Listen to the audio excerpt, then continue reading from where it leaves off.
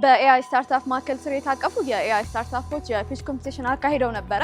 እንግዲህ ይህ ውድድር እነዚህ የኤአይ ስታርታፖች ወደ ገበያው ከመግባታቸው በፊት ያላቸውን የማርኬቲንግ ስትራቴጂ፣ የተሰሩትን ፕሮጀክቶቻቸውን፣ ያላቸውን ጥቅም፣ የፈቱትን ችግር እና መሰል ነገሮችን ለቢዝነስ አካላትና ለኢንቨስተሮች እንዴት ማቅረብ አለባቸው ለሚለው እንደ መዘጋጃ መድረክ ይጠቀሙበታል። የውድድሩ አጠቃላይ ገጽታ ምን ይመስል እንደነበረ ደግሞ እናስቃኛቸዋለን።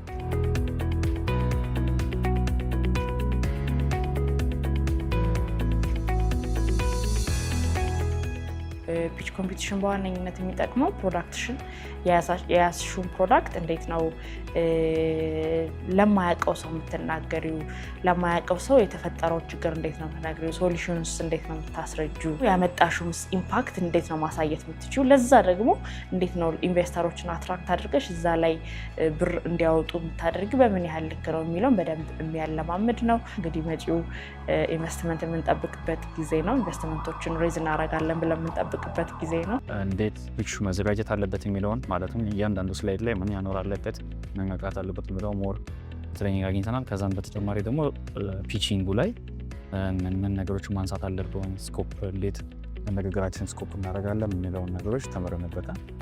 እርስ በርስም ደግሞ ሼር እየተደራረግናቸው ነገሮች አሉ። ፒቲ አዘገጃጀትም ሊሆን ይችላል፣ አቀራረቡ እርስ በርስ የተማማርናቸው ነገሮች አሉ።